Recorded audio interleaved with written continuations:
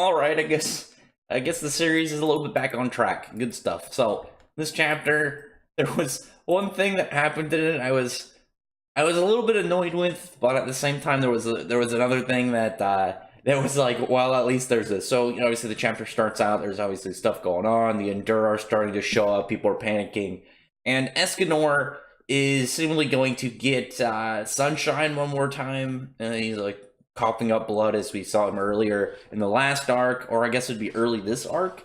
Um, and he wants to get it from Male one more time, probably to defend the kingdom and fight one of the Endura.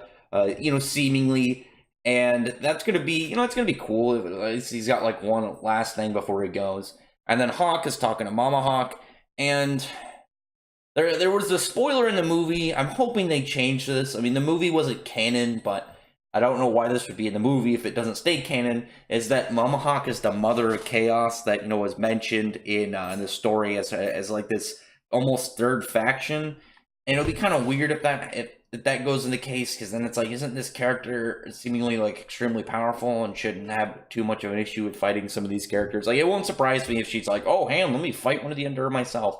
If that happens, I'll be really annoyed, but that's 100% speculation, not factual as of right now, so that's nothing I can complain about.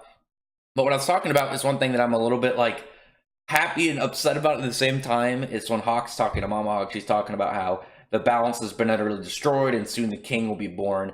And inside of his eye, you can see obviously that's Arthur.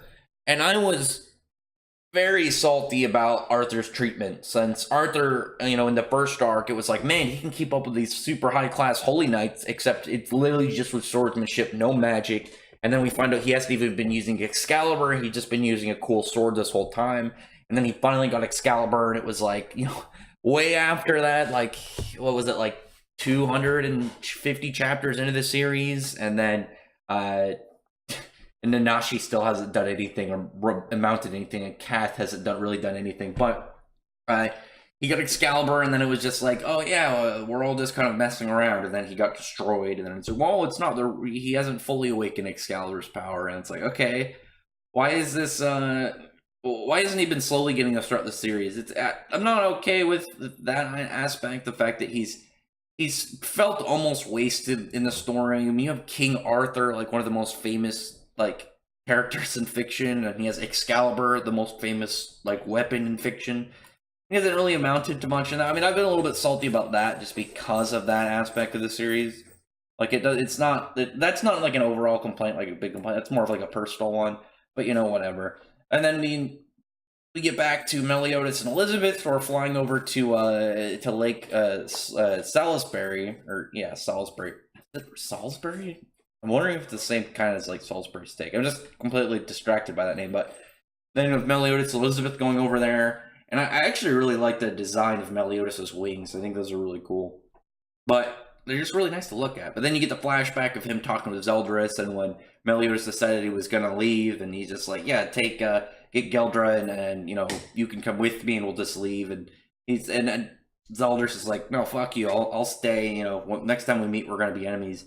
I don't know why he wouldn't have left. It feels like it obviously would have been a better idea. Obviously, though, he says like, oh, Zeldris is very professional and serious, almost to a fault. It's not. It's just the way he's always been. He wanted to leave, but he couldn't. Just the way that he kind of thinks and the way he handles situations. But now these characters are getting ready to clash, and Zeldris within his mind. So at least have this. This was actually at least cool, because one of my complaints was Zeldris doesn't want to be the vessel, and Meliodas did neither. And one of the things that helped them out against the Demon King is the fact they were fighting him both on the physical and spiritual aspects. Meliodas was fighting him inside his soul, and with Zeldris, it looks like the Demon King was turned into Gelda and just decided to I'm just gonna pretty much take away that aspect of him and make him think, oh yeah, it's going to I'm going to be kind of like quelling his inner mind, so you don't have that aspect of it. But at the same time, I'm like, Zeldris, why do you think, for what reason do you think this is the real one inside of your mind? Maybe it's just, maybe there's some like kind of like weird aspects to it that it just makes him so he's not thinking straight. Maybe it's him putting his face in those titties. I don't know. which is a little bit weird when you think about it. That's his dad. I mean, maybe that is the actual one. He went and stole her soul or something and absorbed him. I don't know if it's that way, and it's like, oh yeah, the Demon King went, stole her soul, and put her in his side of his body to kind of like keep him in check. Okay, cool. If that's just him in her form, a little bit creepy, a little bit creepy for your dad to do, but you know, whatever. And I did really like this this layout of this page because it was a cool boss fight kind of like design. And I talked about that before. I really like it when you have a big boss fight, you know, the battle of the arc, whether that be the final battle or just the you know, big climax of whatever arc it is. It should be in a cool setting, especially the final battle of the series. And this seemingly is the final battle of the series. I prefer, you know, back when the flashback of Meliodas and Elizabeth against the Demon King and the Supreme Goddess. The way that was, it was like on this platform, and there was like within this cloud layer, but there was just this section of clouds that were cleared up. That was a really cool final battle scenario and like setup and an environment for what felt like a giant boss battle in a game. And that's how I always kind of look at sick fights within series. You know, obviously it's not required, but it is very much appreciated. And there was one thing actually, it was kind of what I'm trying to remember is, do you remember way back early in the series when you saw Meliodas' shadow and reflection, and they were like this horrific monster that, you know, still hasn't really, like, it seemingly was this Endura or something that has changed multiple times and hasn't really been addressed. But yeah, I don't know. Maybe it was a plot point that the Kaba decided to abandon. Well, you had at least a nice layout of that, and now we're going to have a confrontation between the two sides in the next chapter, 314, Merciless Salvation. So hopefully we get at least a cool fight between two Demon King, like, level people.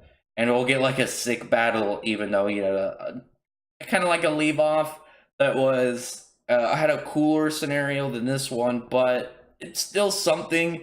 I mean, the idea that at least, like, the characters are going to go against some of the Endura. I mean, Arthur's going to at least get a fight with an Endura, which isn't as cool because it's going to be a big mindless monster. I mean, it's going to be cool because it's going to be a horrific-looking creature that's very powerful, but it's not the same as, like, taking down, like, a character, like, you know, an opponent with personality and, like, stuff that you get attached to him. I mean, but it's better than nothing, though, so at least there's that. But tell me in the comments section below what you thought about all this. Again, it's a little mean to call it. It does feel like a fan fiction in a lot of ways, but it's like a damage control fan fiction. But it's all right. Let's just hope that it at least keeps this level of consistency, doesn't dip any lower, doesn't end up with any more kind of like things that just salts the fandom. So I give this one like an all right. It leaves up some stuff that I'm not okay with. I don't like the idea of Escanor coming back for one last hurrah, because then he's gonna die, and it's just like, okay, he's gonna end the series dead, and then he's never gonna get Merlin, and then Merlin's gonna go for Arthur, and then poor Escanor, like the entirety of his character was that he wanted to be with Merlin. He's gonna get cucked out by some kid. We'll see. But other than that, again, comment below. And I really appreciate if you thumbs up the video, from the like button and the subscribe button, and check out my other videos. But on that, I appreciate everyone who's already subscribed, and I thank you all for listening. Bye.